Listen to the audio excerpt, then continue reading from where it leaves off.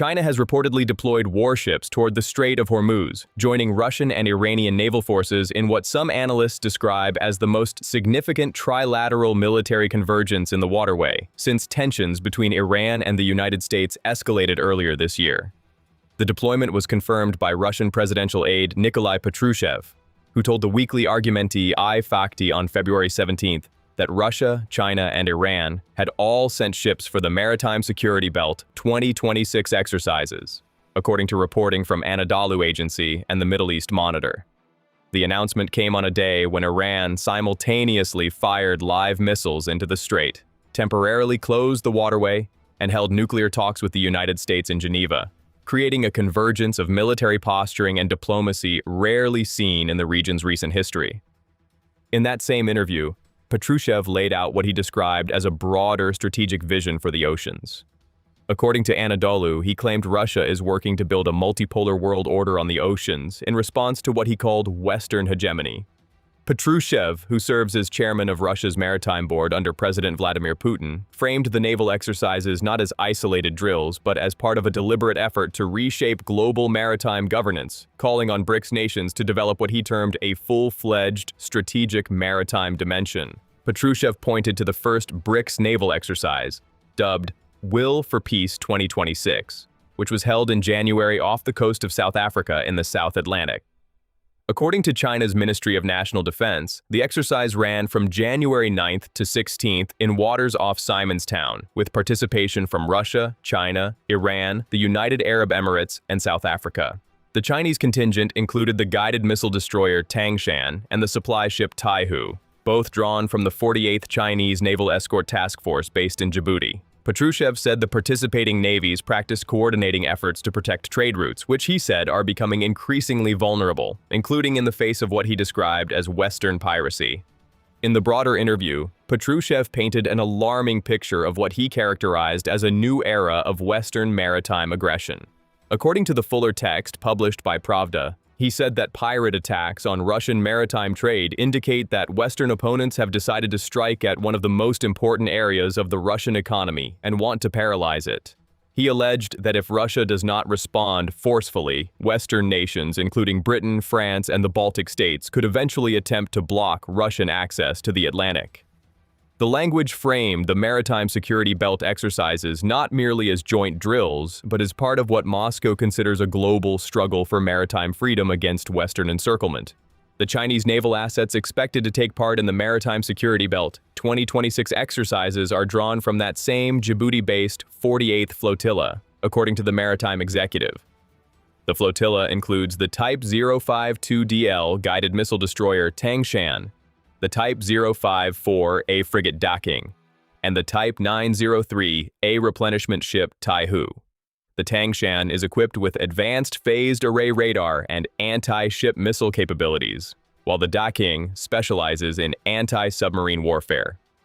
According to Defense Security Asia, the inclusion of these vessels signals what analysts describe as credible blue water combatants capable of sustained operations beyond literal confines. Russia's naval presence in the area includes at least two separate deployments. The Baltic Fleet corvette Stoichi arrived at Iran's Bandar Abbas port on the Strait of Hormuz, where its crew received a ceremonial welcome from Iranian naval officials, according to Iranian state media. Separately, the Udaloy-class frigate Marshal Shaposhnikov, a Pacific Fleet vessel armed with Caliber cruise missiles and Zircon hypersonic missiles, remained in the region after participating in the DIMDEX 2026 defense exhibition in Doha in January, according to TASS and the Maritime Executive. The Marshal Shaposhnikov is accompanied by the Boris Butoma oiler, enabling sustained operations. Iran's regular Navy commander, Rear Admiral Shahram Irani, announced that Tehran would host the 8th edition of the Maritime Security Belt exercises, according to Iran's semi-official Tasnim news agency. The trilateral drills were first launched in 2019 at Iran's initiative and have been held annually since, with the exception of 2021 when China did not participate. Iran's contribution to the exercises is expected to include Jamaran-class frigates, Nagdi-class corvettes, and fast attack craft from both the regular Navy and the Islamic Revolutionary Guard Corps Navy, according to Defense Security Asia. The Maritime Security Belt series has evolved considerably since its inception. According to Defense Security Asia, The 2023 edition incorporated nighttime operations and drone integration, emphasizing asymmetric maritime tactics, particularly relevant in constrained waterways like the Strait of Hormuz. The 2024 exercises in the Gulf of Oman introduced live fire components and heightened interoperability drills. And by 2025, electronic warfare simulations were added, signaling recognition that maritime competition increasingly extends into the electromagnetic spectrum. The progression from basic anti-piracy coordination to advanced multi-domain operations reflects what analysts describe as incremental normalization of kinetic simulation within politically sensitive maritime corridors. The trilateral naval buildup coincided with a dramatic escalation by the IRGC, which on Tuesday conducted the Smart Control of the Strait of Hormuz exercise. According to the Associated Press, Iranian forces fired live missiles from vessels, coastal positions, and inland sites, striking targets in the strait. Tasnim reported that traffic through the shipping corridor was suspended for several hours, marking what AP described as a rare and perhaps unprecedented shutdown of the waterway since the United States began threatening military action against Iran. IRGC Navy Commander Rear Admiral Alireza Tangsiri said Iran stands ready to shut down the strait entirely if ordered by the country's senior leadership, according to the Tehran Times. The temporary closure sent a signal well beyond the region. According to CNBC, roughly 13 million barrels of crude oil per day transited the Strait of Hormuz in 2025, accounting for approximately 31% of global seaborne crude flows, according to data from the market intelligence firm Kepler. Jakob Larsen, chief safety and security officer at the shipping firm BIMCO, told The National that the closure was likely to cause minor nuisance and delays to inbound shipping, but no major disruptions. Danny Citrinowicz, an Iran expert at Israel's Institute for National Security Studies, told AP that Iran last closed the strait during its war with Iraq in the 1980s, when it mined the waterway. The IRGC exercise included launches of the Sayyad 3F surface-to-air missile, which has a range of 150 kilometers, according to Iranian state television reporting cited by The National. Iranian military media said upgrades to missile warheads had increased their destructive capability against enemy naval destroyers, and that new guidance systems allow the missiles to attack targets from any direction. Separately, IRGC senior advisor General Mohammad Reza Nagdi declared that even if the United States deployed all 12 of its aircraft carriers near Iran, it would not be able to do a damn thing, according to Fox News. Nagdi added that America is finished, asserting that Washington is incapable of aggression and drowning in humiliation. As the IRGC drill unfolded, Iran's Supreme Leader Ayatollah Ali Khamenei delivered a speech in the northwestern city of Tabriz, commemorating the anniversary of the 1978 uprising that toppled the ruling Shah. In remarks carried by Iranian state media and his official website, Khamenei addressed the growing U.S. naval presence directly. According to the Washington Times, he acknowledged that an aircraft carrier is a dangerous piece of military hardware, but added that more dangerous than that warship is the weapon that can send it to the bottom of the sea. He also warned that the strongest military in the world may at times be struck so hard that it cannot get up again.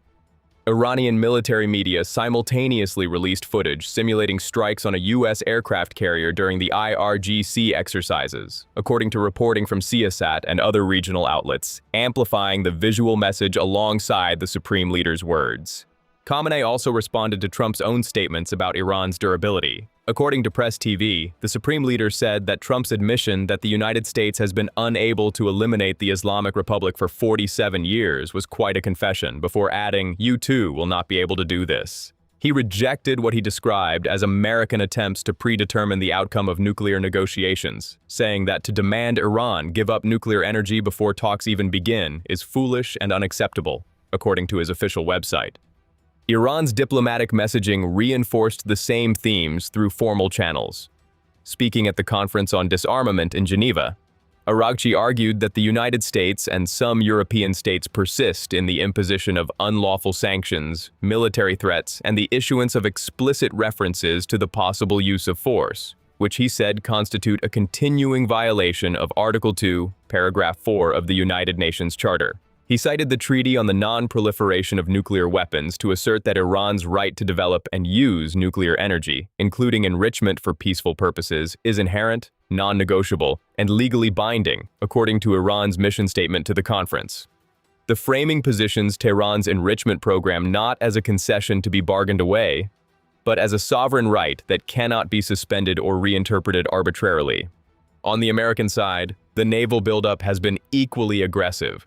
The USS Abraham Lincoln Carrier Strike Group has been operating in the region since late January, carrying approximately 90 aircraft including F-35C fighters, and accompanied by 3 Arleigh Burke-class guided missile destroyers, according to Army recognition. On February 13th, NBC News confirmed that the USS Gerald R. Ford, the world's largest and most advanced aircraft carrier, was being redirected from the Caribbean to the Middle East. According to the New York Times, the Ford will join the Lincoln in the Persian Gulf, creating a dual carrier presence for the first time in the CENTCOM area of operations in nearly a year. The Ford's redeployment follows its role in Operation Absolute Resolve, the January 3rd military operation in Venezuela that resulted in the capture of former President Nicolas Maduro. According to NBC News, the carrier left Norfolk, Virginia in June 2025 for what was planned as a European deployment, was redirected to the Caribbean, and is now being sent to the Middle East, with its crew facing an unusually long deployment stretching into late April or early May. The Ford displaces over 100,000 tons and can hold more than 75 military aircraft, making it the largest warship ever built, according to the National Interest. According to Forces News, the combined strike groups bring Tomahawk cruise missiles, F-35 stealth fighters, EA-18G Growler electronic warfare jets, E-2D Hawkeye airborne command aircraft, and additional Arleigh Burke destroyers already stationed in the Persian Gulf and Strait of Hormuz, with each destroyer capable of launching cruise missiles with a range exceeding 1,000 miles.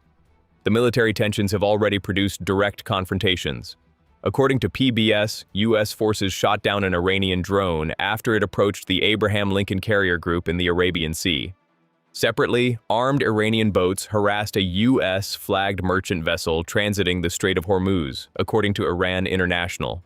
U.S. Central Command has urged Iran to conduct its exercises in a manner that is safe and professional, but Washington has continued to reinforce its regional posture. According to Army recognition, more than 30,000 U.S. service members are stationed across Bahrain, Egypt, Iraq, Israel, Jordan, Kuwait, Qatar, Saudi Arabia, Syria, and the United Arab Emirates. Dozens of transport flights have brought in additional Patriot and THAAD air defense systems to counter Iran's ballistic missile and drone threats, according to Forces News, creating what Vision Times described as a multi-layered ring presence stretching from the eastern Mediterranean through the Red Sea and Arabian Sea to the Persian Gulf. Against this military backdrop, Iran and the United States held their second round of indirect nuclear talks in Geneva on February 17th, mediated by Omani Foreign Minister Badr al-Busaidi. According to CNN, the U.S. delegation was led by Special Envoy Steve Witkoff and President Trump's son-in-law Jared Kushner, while the Iranian delegation was headed by Foreign Minister Abbas Araghchi. The talks were held at the residence of Oman's ambassador to the United Nations institutions in Geneva, with Omani officials ferrying between the two delegations as they had in the first round in Muscat earlier in February, according to CBS News. Outside the venue, hundreds of Iranian exiles demonstrated, chanting slogans against the negotiations, according to Israel Hayam, underscoring the domestic opposition that shadows any potential agreement between Tehran and Washington. After approximately 5 hours of negotiations, Araghchi told Iranian state television that both sides had reached a general understanding on a set of guiding principles. According to Axios, he described the atmosphere as more constructive compared to the previous round, saying that various ideas were presented and examined seriously. He added that both sides had agreed to prepare draft texts of an agreement and exchange them before the next round of talks, though he cautioned that the path toward an agreement has started, but we will not reach it quickly. A U.S. official told NBC News that progress was made, but there are still a lot of details to discuss. Speaking at the conference on disarmament in Geneva after the talks, Araghchi said that a new window of opportunity had opened and expressed hope that negotiations would lead to a sustainable and negotiated solution. According to Al Jazeera, Omani Foreign Minister Badr al-Busaidi said both sides had left with clear next steps, though much work remained to be done. U.S. Secretary of State Marco Rubio offered a more cautious assessment, telling reporters that reaching a deal would be very difficult, but acknowledging there was still an opportunity for diplomacy, according to IRIA News. According to the Wall Street Journal, Iran floated the idea during the talks of not resuming uranium enrichment, transferring part of its stockpile to another country, and offering economic deals, though it stopped short of committing to a complete halt to enrichment. President Trump said on February 16th that he would be indirectly involved in the Geneva talks and expressed confidence that Iran was motivated to negotiate.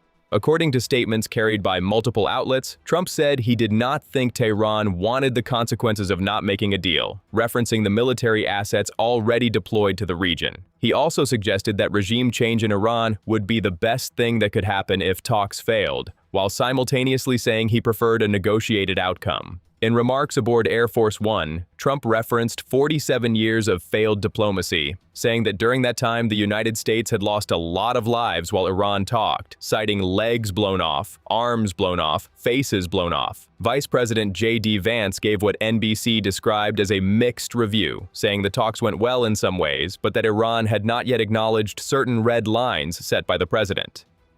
According to Iran International, Iran's Deputy Foreign Minister Majd Takht Ravanchi responded that if the other side feels the circumstances allow it to impose its will, we must deter it from doing so. The simultaneous signals of diplomacy and military pressure produced an immediate response in energy markets. According to CNBC, oil prices fell after the Geneva talks concluded, with Brent crude dropping more than 2% to roughly $67 per barrel, and U.S. West Texas Intermediate falling to around $62 per barrel. The decline suggested that markets interpreted the agreement on guiding principles as a step away from imminent conflict, though analysts cautioned that the fundamental gap between Washington's demand for a complete halt to uranium enrichment and Tehran's insistence on preserving its enrichment capability remains unresolved. The Chinese naval deployment carries strategic significance beyond solidarity with Tehran. According to Defense Security Asia, approximately 40% of China's oil imports transit the Strait of Hormuz, making maritime stability in the waterway a direct economic interest for Beijing. The presence of Chinese warships in a potential conflict zone between the United States and Iran complicates Washington's calculations, as any military escalation that disrupts traffic through the strait would impact Chinese energy security alongside that of Japan, South Korea, and India. For Beijing, the Maritime Security Belt exercises serve a dual purpose, projecting naval power at an unprecedented distance from home waters, while positioning China as a stakeholder in the governance of a choke point that directly affects its economic resilience. The convergence of Chinese, Russian, and Iranian warships in the Strait of Hormuz represents what analysts increasingly describe as a structured challenge to American naval dominance in the region. According to the fuller text of Patrushev's interview published by Pravda, the Russian official said the West dominated the seas for a long time, right up to the beginning of this century, but their hegemony is in many ways now in the past. He described the seas as becoming a springboard for aggression and accused the West of reviving gunboat diplomacy, citing tensions around both Venezuela and Iran as evidence. Patrushev also warned that Russia's military shipbuilding program through 2050 must meet the needs of protecting Russia's economic activities at sea and called for a high-tech fleet capable of deterring what he described as Western pirates. The rhetoric positions the Maritime Security Belt exercises as one component of a broader Russian strategy to establish permanent naval partnerships across the global south. Defense Security Asia quoted an expert assessment stating that the introduction of Chinese destroyers and signals intelligence ships into the Gulf of Oman has effectively ended what it called the era of U.S. naval monopoly in the region. While the 2026 drills do not explicitly confirm the deployment of China's most advanced Type 055 destroyers, the broader pattern of Chinese naval presence, combined with Russia's hypersonic-capable Marshal Shaposhnikov and Iran's asymmetric fast attack capabilities, presents what analysts describe as a layered and increasingly interoperable force that Washington can no longer dismiss as purely symbolic. The linkage between the Maritime Security Belt exercises and the earlier BRICS Will for Peace drill suggests that maritime alignment may increasingly accompany economic and financial realignment efforts, including discussions on de-dollarized trade mechanisms and alternative maritime governance frameworks that challenge the post-World War II order built around American naval supremacy.